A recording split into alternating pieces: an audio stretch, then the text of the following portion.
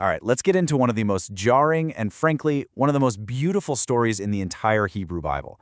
It's this raw, unfiltered story about betrayal, about judgment, and about a kind of love that just, well, it refuses to let go. And yeah, it all kicks off with this really shocking question. It's the kind of command that just makes you stop and go, wait, what? What is happening here? So the whole story centers on these two people, a prophet, his name is Hosea, and a woman named Gomer. And their marriage, it's not just a marriage. It's meant to be a living, breathing object lesson for an entire nation to watch. I mean, there's no beating around the bush here. The command is explicit and it's deeply uncomfortable. God tells Hosea to go and marry a woman known for her unfaithfulness, to build a life and a family in a relationship that seems, from the very start, just doomed to end in heartbreak. So as you can probably imagine, this shocking command has led to, centuries of debate. People have wrestled with what exactly this means. Was this a literal, real-life command, or was it something more symbolic? And really, it all kind of boils down to two main ideas. Was Gomer a faithful woman who only became unfaithful after she married the prophet? Or was she chosen precisely because she already had a reputation, because God wanted to make the point as dramatic and as stark as possible right from the get-go? But here's the thing. No matter which interpretation you land on, the purpose is exactly the same.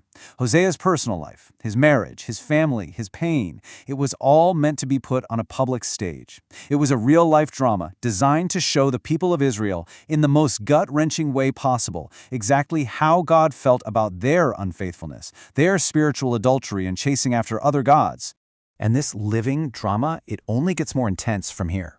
Because the children born into this troubled marriage, well, they aren't just children.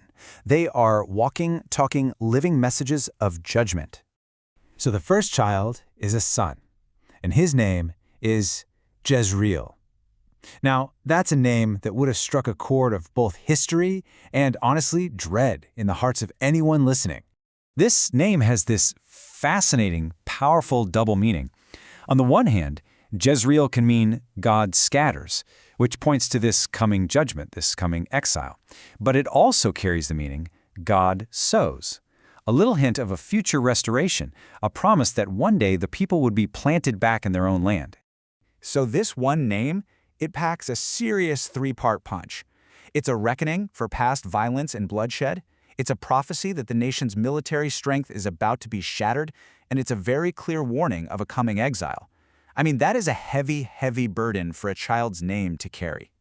And then a daughter is born. Her name is Lo-Ruhamah, and it signals that the relationship between God and Israel, it's deteriorating even further.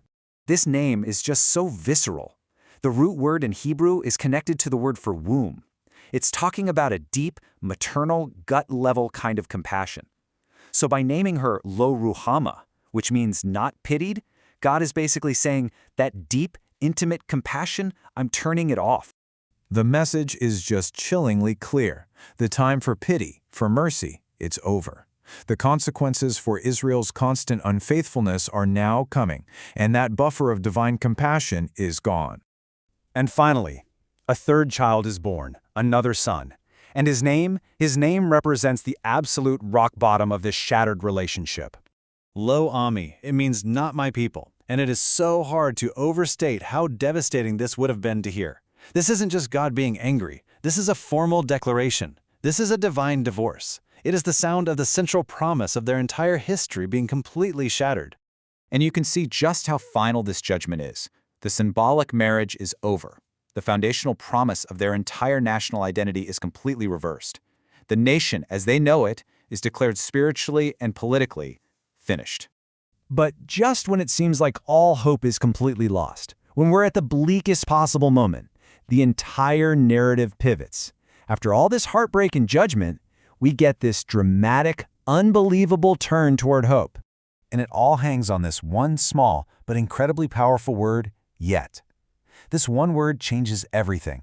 It's a signal that the judgment, as real and as severe as it was, is not the final word. A promise of restoration is on the way. And you can see this incredible reversal happening right here. The names of judgment, they get completely undone. Not pitied will become she will be shown pity, and not my people will become sons of the living God. The divorce is not permanent. The rejection is not final.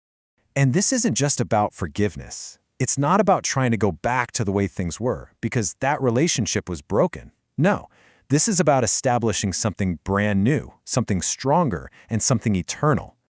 This right here, this is the climax of the entire story. It's a new marriage proposal. God isn't just taking Israel back, He is remarrying them, promising a commitment that is permanent, built on an entirely new and unbreakable foundation. And here we see the blueprint, the 5 pillars of this new relationship. It's founded on righteousness, doing the right thing, justice, a fair partnership, steadfast love, that's that loyal, hang in there no matter what kind of love, compassion. Remember that word from Lo Ruhama? That deep, gut-level care is back. And finally, faithfulness, a commitment you can count on forever.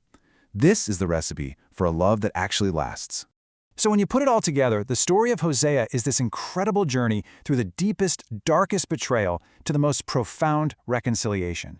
It reveals a divine love that is willing to pursue, to endure heartbreak, and even to enact judgment, all in the service of an ultimate, unbreakable restoration. And it leaves us with this really powerful question for our own lives, right?